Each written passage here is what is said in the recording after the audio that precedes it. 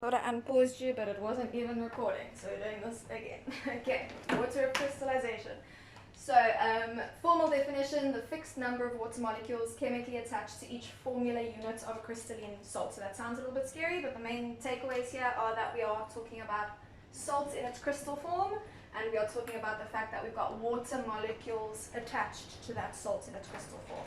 Okay, so for this quick reminder, we vaguely looked at it last year, ions in solution, remember that? So when you have ions in solution and they come out of solution, we call it crystallizing, and they form a salt. Now when it crystallizes out of solution, it was usually in an aqueous solution, right? That means in water. So when it comes out of solution, when it bonds and becomes salt, a crystal form of a salt, then it's going to have water molecules trapped within the crystal lattice. So just a quick look at some terminology that we're going to use, and bear in mind these are not diagrams, these are sort of more conceptual drawings.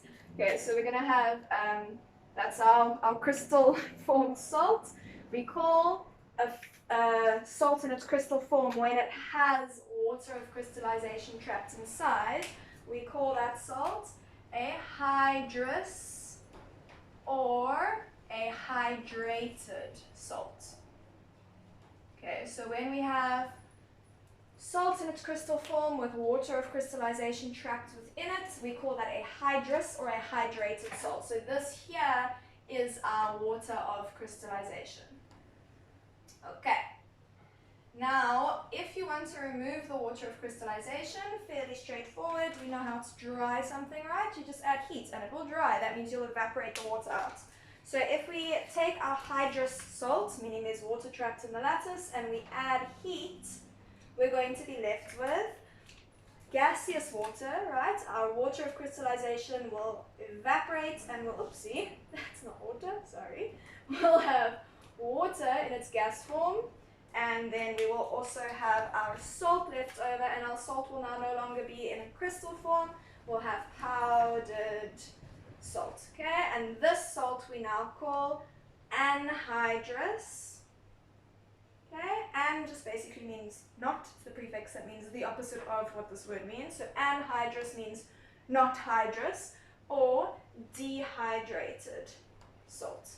Okay, so you must know both of those. If I say to you anhydrous salt, you need to know that means I had water of crystallization stuck within a hydrated salt crystal, and I dried the water off.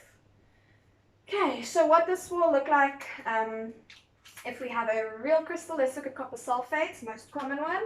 So let's say we had CuSO4, and for each copper sulfate molecule, okay, so for each formula unit of my crystalline salt, I had 5 water molecules trapped within.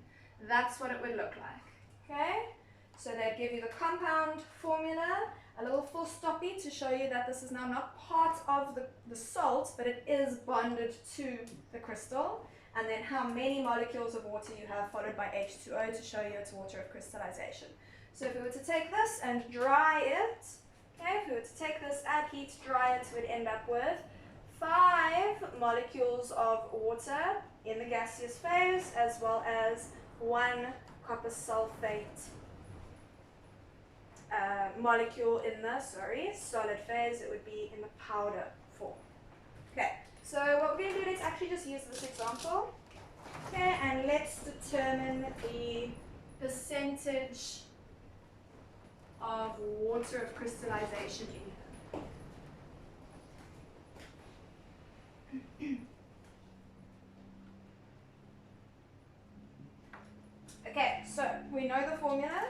We know that we need to say the percentage H2O will be equal to the molar mass of H2O multiplied by the number of H2Os we have. We have 5 H2Os, so times 5 over the molar mass of our entire hydrous salt, including the water. So it's going to be CuSO4 and those 5 H2O molecules times by 100.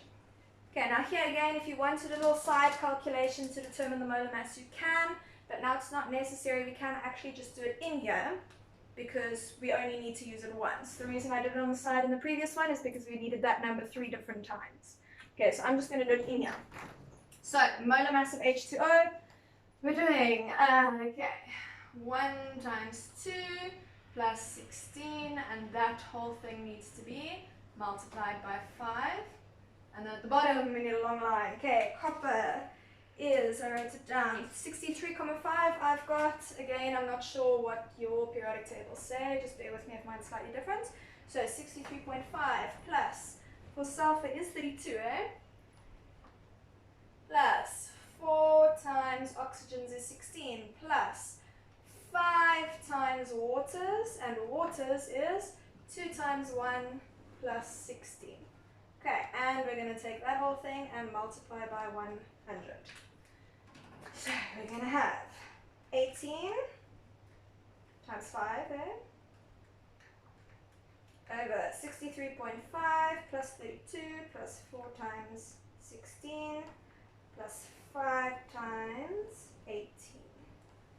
And we get, oopsie, times 100, 36,07%. Okay, so that means that 36,07% of this is H2O. So if we knew the mass of this, if we knew that the mass of copper sulfate was, or the mass of my crystal was 100 grams, and I have gone ahead and dried it, then that means we've lost 36,07 grams. That's basically what this is telling us. Okay, so what's not water is going to be, what is that, 63-ish odd percent of it. Okay, that's pretty much it. Nice, easy one to get started with. There are, I think there's only like 3 or 4 questions on that worksheet that you're going to do for me, and then tomorrow I think we're moving on to gases at STP. Okay.